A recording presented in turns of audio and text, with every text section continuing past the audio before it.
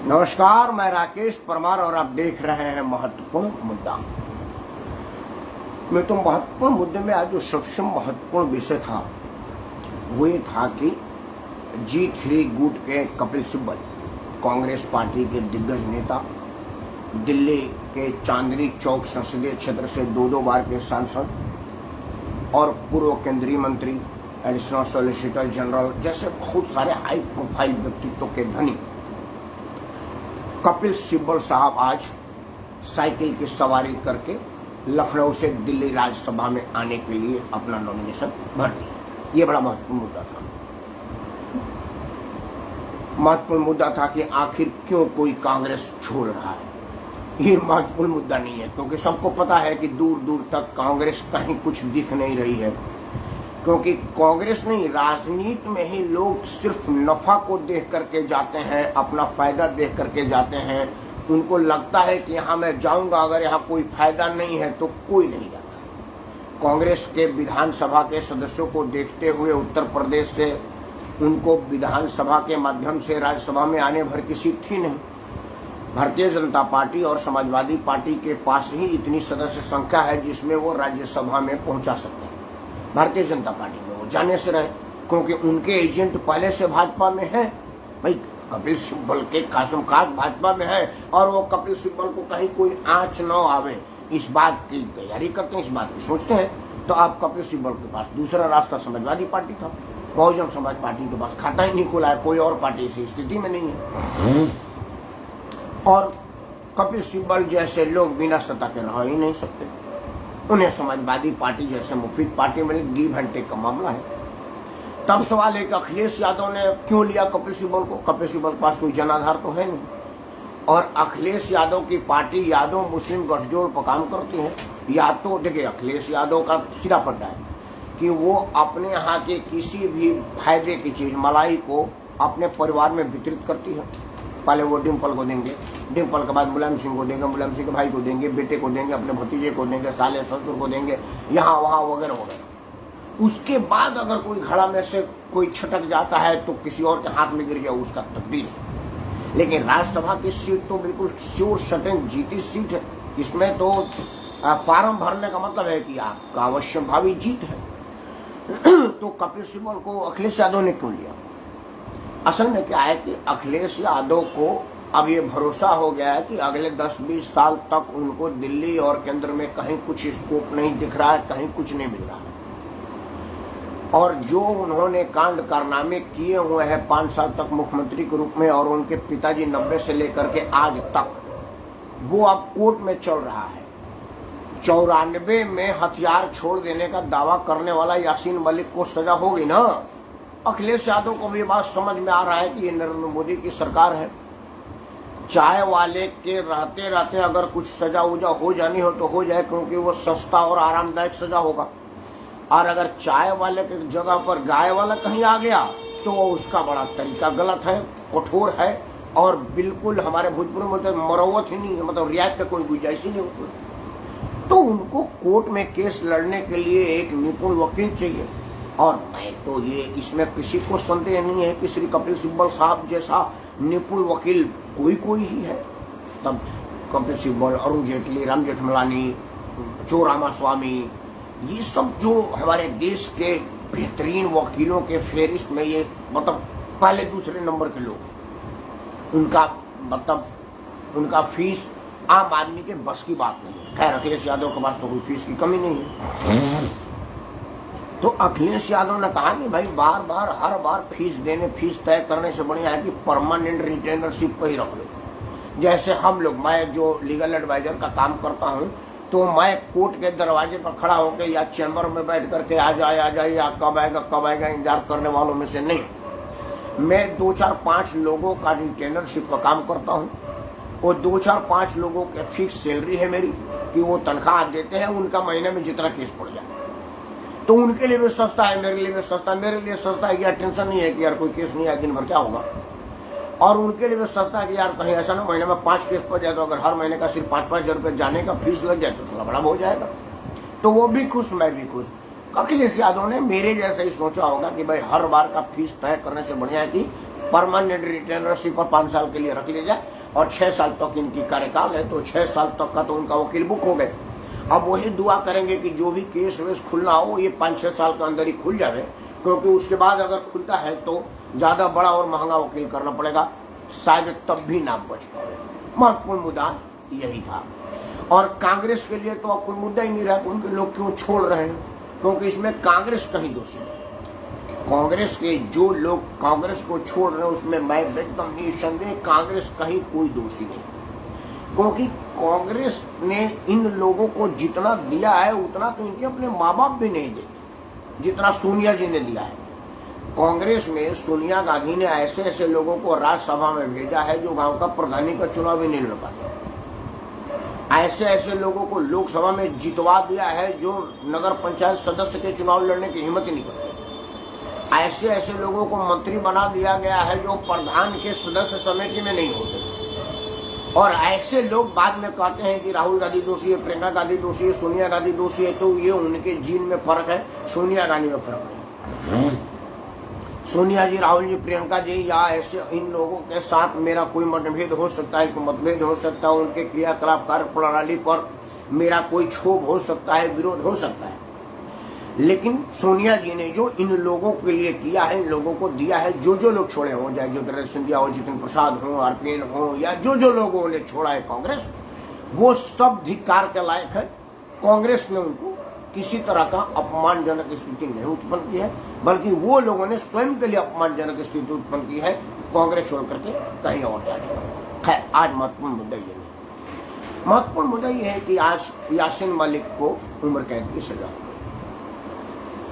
समाचार चैनल से आपको पता ही चला होगा वो किस केस में है, क्या केस है, मैं इस पर वर्णन करने के लिए नहीं हूँ, क्योंकि वो अब सवेरे से चैनल कुछ और चला नहीं है। सवेरे से ज्ञान बापी को आराम मिला है, यासीन मलिक को स्कोप मिला है, तो वो मैं अब उसका जन्म कुंडली से लेकर के शादी ब्याह, कौन गांव में पैदा हुआ, कब पाकिस्तान गया, कब मनमोहन सिंह से मिला, इन सब का आ गया वीडियो, हमको उसमें नहीं है, क्योंकि मैं तो कहता हूं ना कि मेरे चैनल पर उसी विषयों पर विश्लेषण होता है जो कहीं और नहीं है, और जो मैं कहने जा रहा हूं दावे के साथ, अगर इस पर विश्लेषण किसी चैनल पर हुई हो तो मेरे को जरूर कमेंट बॉक्स में दीजिएगा। मैं सार्वजनिक क्षमा मांगूंगा और आगे के लिए रिवाइज करूंगा कि मैं बोलने से पहले तैयारी करूं, विषयों की जानकारी करूंगा। अब आता है मेरा विषय कि यासीन मलिक के साथ और कितने लोगों को उम्र कैद या फांसी होनी चाहिए और किन किन को होनी चाहिए। मित्रों, यासीन मलिक हमारे सिस्टम का उत्पन्न किया हुआ आतंकी है, स्वयं का बना हुआ आतंकी नहीं। यासीन मलिक या ऐसे जैसे लोग जिस दिन पहले दिन फंड फैलाए, आज जिस तरह की स्थिति है तुरंत जहन्नुम का दर्शन करा दिया जाता है, आगे की कल्पना भी नहीं हो सकती। उस तरह की अगर व्यवस्था तब हुई होती तो यासीन मलिक गांव में केसर का खेती में मजदूरी का काम करता, अनपढ़ आदमी है, ठेला चलाता था, ये आज अरबों खरबों में है। ये एक ठेला चलाने वाला मामूली मजदूर आज अरबों खरबों में। मैं किसी मजदूर को मामूली नहीं कर रहा, पहले मेरे बात को ध्यान दीजिए। हर मजदूर को मालिक बनने का अधिकार है और मेरी दुआ और शुभकामना है कि हर मजदूर मालिक बने, हर मजदूर करोड़पति अरबपति बने, लेकिन मेहनत, ईमानदारी, लगन से बने। चोर, बेईमानी, डकैती और आतंकी फंडिंग के, टेरर फंडिंग का पैसा इकट्ठा करके ना बने। ये मेरी सोच है। खैर, यासीन मलिक जब आतंकी गतिविधियों में था, हमारी फोर्स ने उसका इनकाउंटर नहीं किया, हमारे पुलिस ने उसके विरुद्ध कोई कानूनी कार्रवाई नहीं किया। सैकड़ों बार, मेरे ख्याल से दर्जनों बार यासीन मलिक पकड़ा गया है और कानून के मुंह पर थूक करके विजय के भांति लौटा है, और स्वागत सत्कार खैर मकदम इतनी हुई है जैसे कोई फ्रीडम फाइटर आया हो बॉर्डर फतेह। ये सब हमारे लोगों ने देखा है, हमारे सिस्टम ने देखा है, तब भी एक्शन नहीं किया।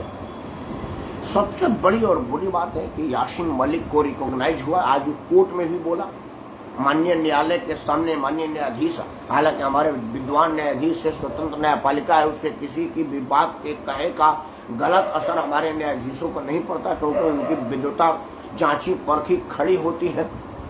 उनकी आस्था बिल्कुल भारत और भारत के संविधान के साथ होती है, इसमें कहीं लेस मात्र भी हमको संदेह नहीं है। तो वो चाहे कितना ही बकवास करता, हमारे विद्वान न्यायाधीश उससे डिगते नहीं, पिघलते नहीं, क्योंकि वो मोम के नहीं बने होते हुए वो भारत के संविधान से निर्मित होते हैं। और हमारा संविधान बड़ा मजबूत है, हमारा किताब बड़ा पवित्र है। हमारे आदरणीय न्यायाधीश महोदय को यासीन मलिक ने बोला कि जनाब, मैं 94 से लेकर के और आज किसी भी आतंकी गतिविधि में शामिल नहीं हुआ है। मैं महात्मा गांधी की तरह से अपना जीवन व्यतीत कर रहा हूँ। मुझे हंसी नहीं आ रही है उसको महात्मा गांधी कहने पर, क्योंकि इस देश में हर 2 कौड़ी का आदमी अपने आप को गांधी कहने लगता है। इस देश में प्रचार पाने के लिए, सिंपैथी पाने के लिए, राजनीति करने के लिए, नाम पाने के लिए मोहनदास करमचंद गांधी का नाम ले लिया जाता है।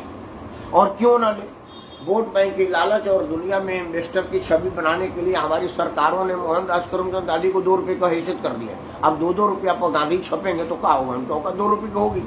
ये अलग विषय है, इस पर चर्चा क्या करें। फिर भी उन्होंने कहा कि मैंने कोई हथियार नहीं उठाया, इसलिए हमको माफ कर दिया जाए। उसके पहले उसने प्लीड गिल्टी कर लिया था, उसने अपना जुर्म स्वीकार कर दिया, कहा था कि मैं अपराधी हूँ, मेरे अपराध का जो सजा आप दे सके दे दीजिए। उसने कोई बचाव का उपाय नहीं किया। मेरा मुद्दा आज यही है। यासीन मलिक जब स्वयं ये स्वीकार कर रहा है कि वो दोषी है, यस जनाब, I feel guilty, I accept guilty, जब वो स्वयं को अपराधी मान रहा है, अपराध में संलिप्त होने की स्वीकृति दे रहा है, तो अब तक हमारी फौजें क्या करती हैं, हमारी जांच एजेंसियां क्या करती हैं? जांच एजेंसी के लोग, जिन लोगों ने इसका सो मोटो लेकर के केस रजिस्टर किया है, इसके विरुद्ध सारा पुख्ता इंतजाम सबूत तैयार किए हैं, वो सबूत आज रात में तो उत्पन्न नहीं हो गए हैं। वो तो तब के है ना जब वो आतंकी गतिविधियों में शामिल था। उसके शब्दों में कि 94 के बाद वो भारत में सीधी तरह से किसी तरह का आतंकी गतिविधि में नहीं शामिल हुआ, उसने हथियार नहीं उठाए।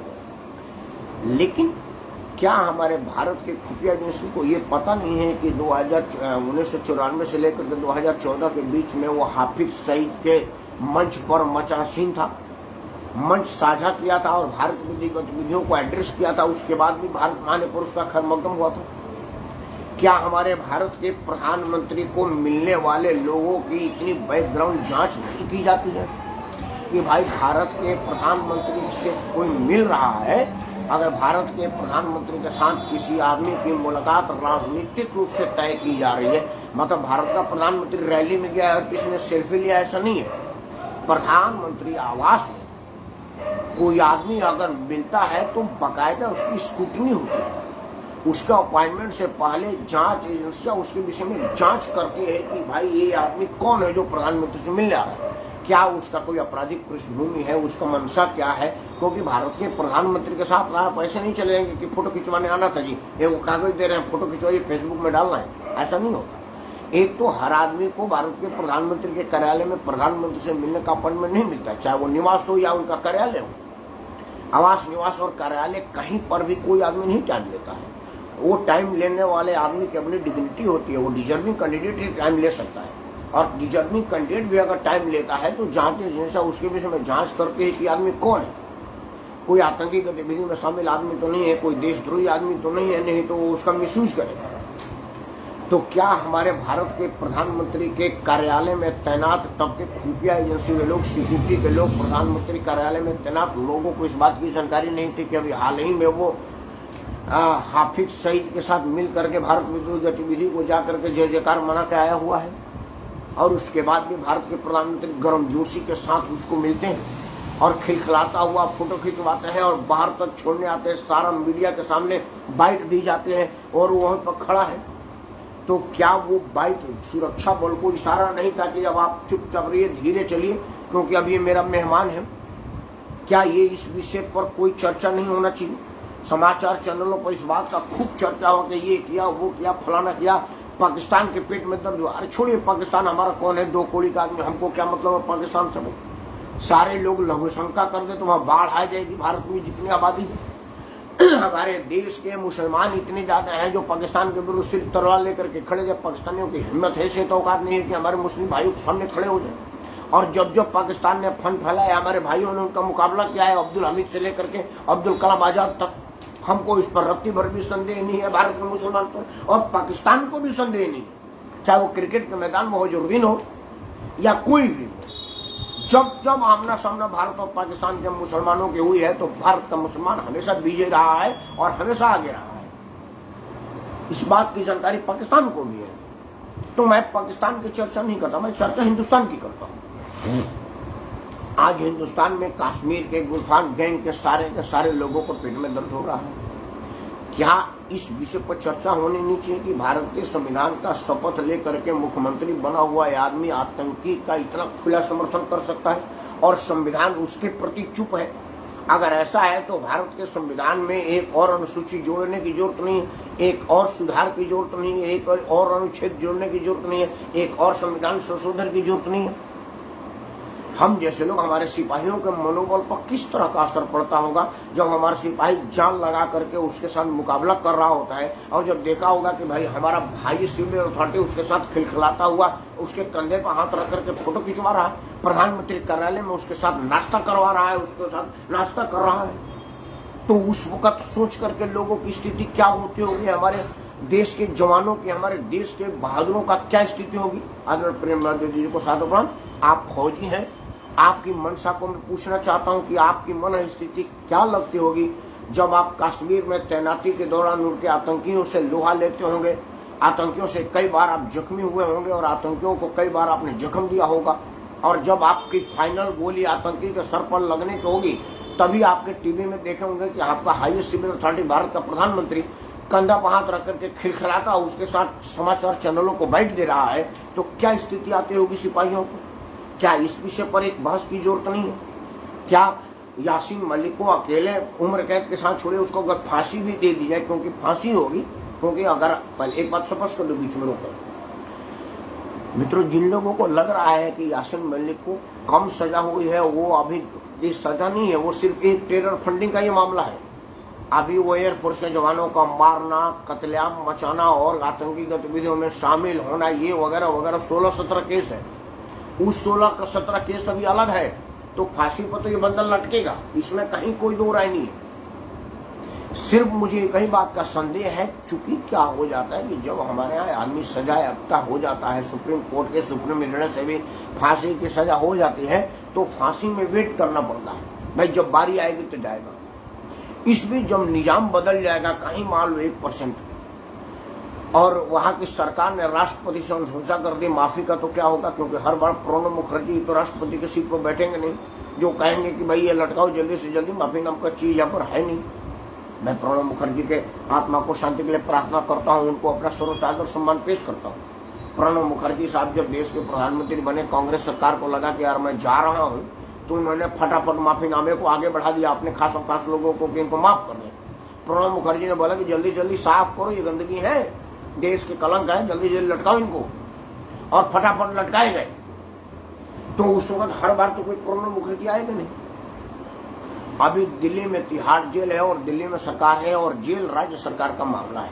हालांकि अलग बात है कि तिहाड़ केंद्रीय जेल है और उसमें सेंट्रल लॉ इम्प्लीमेंट है, लेकिन दिल्ली का मुख्यमंत्री जिस तरह से निर्भया के बलात्कारियों को सिलाई मशीन और 10,000 रुपया दे दिया था और आम माफी की अपील कर दिया था, उस तरह से वो यासीन मलिक को भी वोट के लिए कर सकता है, और क्यों ना करेगा। वोट बैंक के लिए तो अरविंद केजरीवाल खालिस्तान से हाथ मिला दिया, तो ये आतंक से हाथ मिलाना कितना दूर है।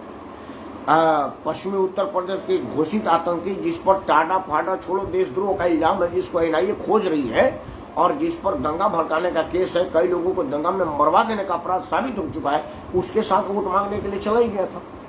तो कोई केजरीवाल जैसा आदमी करे।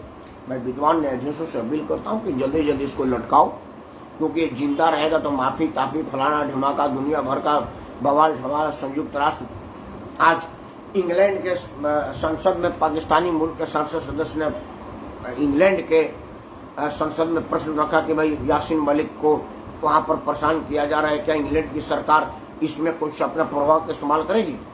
वो तो भारत के देश दुनिया में सर्वाधिक लोकप्रिय जननायक इस टाइम प्रधानमंत्री है और उनकी दुनिया में बढ़ती साख, दुनिया के राजनीतिक पटल पर उनकी एक अपनी अमीर पहचान के वजह से इंग्लैंड के संसद सदस्य और विदेशी मामलों के मंत्री को आकर के जवाब देना पड़ा कि यासीन मलिक का मामला भारत के न्याय में चल रहा है और भारत की न्यायपालिका बड़ी तटस्थ, ईमानदार और गुट धर्मनिरपेक्ष है, उसके न्यायपालिका पर हमको किसी तरह का इंटरफेयर नहीं करना चाहिए, क्योंकि भारत की न्यायपालिका किसी के इंटरफेयर के लायक ही नहीं है। वो स्वतंत्र है और उसके निर्णय पर रत्ती भर भी हमको संदेह नहीं।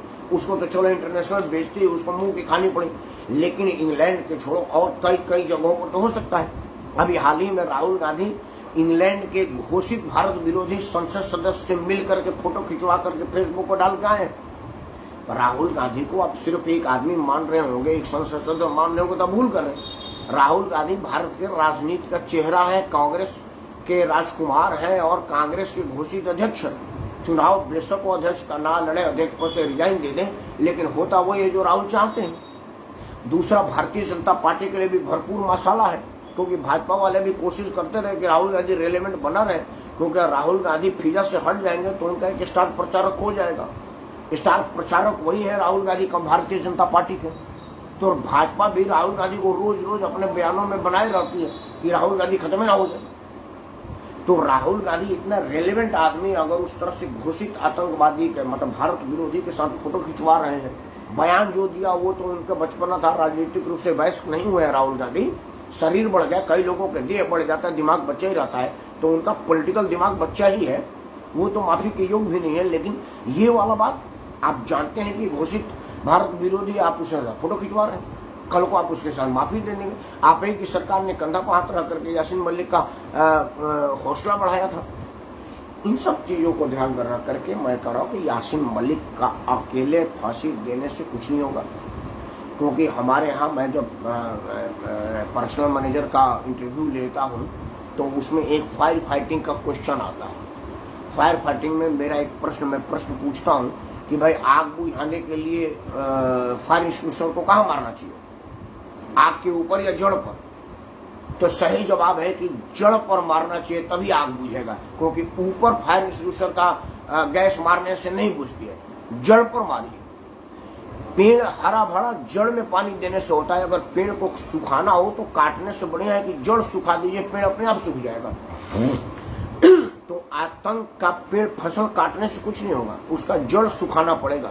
जड़ काटेंगे दूसरा पनप जाएगा, और उसकी जड़ में जो नमी है आपको उस पर प्रहार करना पड़ेगा। और जड़ में नमी भारत के राजनीति में बने हुए लोग हैं, वोट बैंक के लालच में हो या जिस तरह से। मैं अमेरिका, इंग्लैंड, चीन, जापान, कनाडा और दुनिया के देशों की तो बातें नहीं कर रहा कि वहाँ, क्योंकि वो आप बियॉन्ड द बाउंड्री है और बियॉन्ड द कंट्रोल है। तो जब आप beyond the border, with in A border नहीं कंट्रोल कर पाते हैं, तो बियॉन्ड द बॉर्डर और बियॉन्ड द कंट्रोल में क्या कंट्रोल कर पाएंगे? आप तो विद इन द बाउंड्री तो करिए, जो विद इन द बाउंड्री है आप उस पर तो ध्यान रखिए, जो भारत के अंदर रहने वाले लोग हैं और वो भारत विरोधी गतिविधि में शामिल लोगों को फ्रीडम फाइटर बनाने का प्रयास करते हैं, घोषित नेता बना रहे हैं। इस विषय पर जब तक चर्चा नहीं होगा, इस विषय पर इन लोगों को जब तक सजा नहीं मिलेगा, तब तक तो देश से आतंक खत्म होने का नाम ही नहीं लेगा, खत्म ही नहीं हो सकता। मुझे बड़ी खुशी है कि निजाम बदला है, क्योंकि आईएनए को स्वतः संज्ञान लेने की समझ आज ही डेवलप नहीं हुई। आईएनए का गठन अभी हाल ही में नहीं हुआ था कि वो नई गठन हुई और उसने संज्ञान ले लिया। उसने भी अपने निजाम का मनसा भापा कि ये जो सरकार है वो क्या चाहती है। आतंक के प्रति जीरो टॉलरेंस के नीति पर चलने वाली नरेंद्र मोदी की सरकार को आईएनए ने भापा और उसे लगा कि अगर आतंक को जीरो टॉलरेंस करना है तो सबसे बड़े आतंकी का खात्मा जरूरी है कानून के माध्यम से। चाहती तो हमारी एजेंसियां यासीन मलिक के सर भेजे में गोली मार देती और सिर्फ एक बयान देना था कि यासीन मलिक को गिरफ्तार करने गए थे और उनके आतंकियों ने फायर कर दिया, उसी में गोली चला। बाद में नकाब उठा के देखा तो यासीन मलिक था, और कौन था वो लोगों को पता भी नहीं चलता। रात में उठाई थी पुलिस। लेकिन हमारी पुलिस हिंसक नहीं है और वो कोशिश ये करती है कि सजा हमको ना देना पड़े। नहीं तो कितना देर लगता है पुलिस को ये बयान देने में कि कहता है कि देखिए यासीन मलिक को पूछताछ करने के लिए उनके घर पुलिस गविश देने गई थी, तब तक उधर से अनजान लोगों ने फायरिंग कर दी। आत्मरक्षा में पुलिस को फायरिंग करनी पड़ी तो 4 लोग मारे गए। लाश की पहचान में एक यासीन मलिक भी था। खत्म हो गया। 2 दिन और बवाल चलता, चूटे बोलता, पत्थरबाजी होती। जिस तरह से आत्मबाजी 4 दिन बाद खत्म हो जाता, क्योंकि वो भट्ट मारा कहाँ लोगों को याद है। कितने लोगों को जहन्नुम रसीद करवाया नरेंद्र मोदी की सरकार आने के बाद, कितनों को पता है, ये भी चला जाता। लेकिन सुरक्षा बलों ने कानून के माध्यम से इसको फांसी पर टांगने का प्रयास किया है।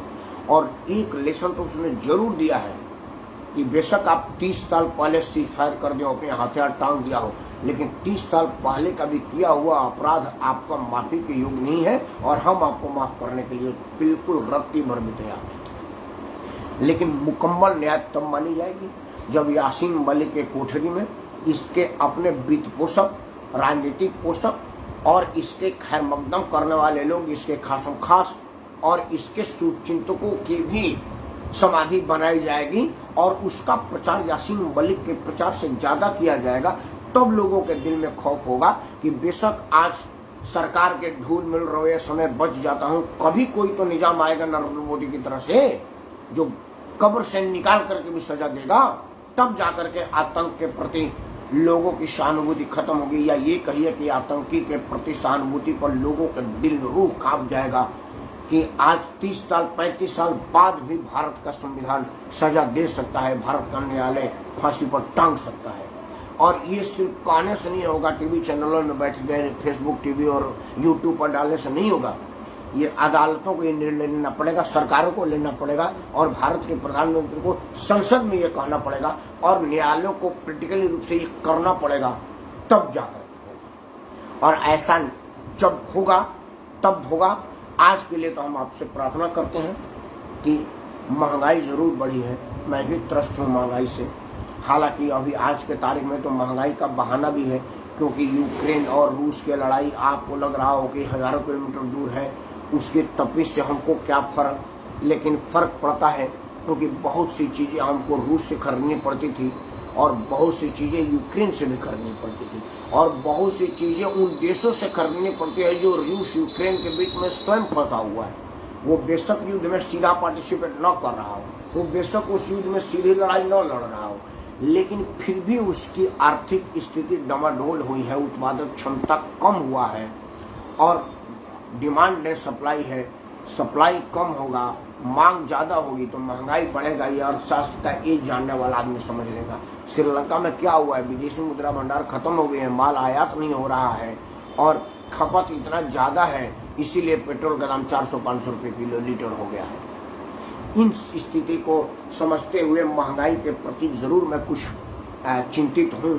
खैर, माननीय प्रधानमंत्री के पास वित्तीय मामलों के बहुत सारे जानकार हैं और वो सारे के सारे भारत के प्रति आशावान है और भारत के शुभचिंतक हैं। लेकिन जो एक नरेंद्र मोदी की बात जिसके लिए मैं उनको 10 में 10 नंबर दूंगा, वो है आतंकियों के मन में खौफ पैदा करना। ये यासीन मलिक खिलखिलाता हुआ रेड कारपेट पर प्रधानमंत्री कार्यालय उतरता था, स्पेशल विमान से आता था, स्कॉट वाला जहाज गाड़ी में पहुंचता था और खिलखिला के फोटो खिंचवाता हुआ चल जाता था और सुरक्षा में तैनात लोगों के कान के नीचे लगा देता था और कोई कुछ नहीं करता था। आज उसी को गिरवान से घसीट करके लाते हुए जब वीडियो देखा गया तो हर भारतवासी का सीना चौड़ा हो गया। इस तरह की शिकंजे के पीछे मजबूर मगरूरों को देखने की क्षमता के हमारे अदालतों में है, हमारे न्यायालय में है और हमारे मन में तो है ही है। मित्रों, आप जब ये नेता लोग आपके पास वोट मांगने के लिए आए चुनाव में, जब भी चुनाव हो प्रधानी से लेकर के प्रधानमंत्री तक का, उस वक्त नेता आपके पास जरूर आता है, उस वक्त जरूर उनसे पूछेगा कि यासीन मलिक के साथ फोटो खिंचवाने के पीछे क्या उद्देश्य था और यासीन मलिक को फांसी पर अब तक नाल लटकाने के पीछे कौन सी मजबूरी थी। अगर ऐसे 2-4 प्रश्न आप पूछ लेंगे तो नेताओं को लग जाएगा कि फेसबुक पर सिर्फ राकेश परमार ही नहीं 10 बजे कहता है, आम पब्लिक भी कहने लगी है और आम पब्लिक जब कहती है तो बहुत ज़्यादा अंदर तक असर करती है, क्योंकि आम पब्लिक ही अंततः ईवीएम का बटन दबाती है। तो ईवीएम की बटन दबाने वाले जब गला दबाने लगेंगे ना, तभी जाकर के असली लोकतंत्र आएगा और देश का लोकतांत्रिक व्यवस्था मजबूत होगी। आतंक का नाश हो, आतंकियों का सर्वनाश हो, इन्हीं मनोकामना के साथ मैं राकेश परमार आप सबको सादर प्रणाम करता हूँ। जय हिंद, धन्यवाद।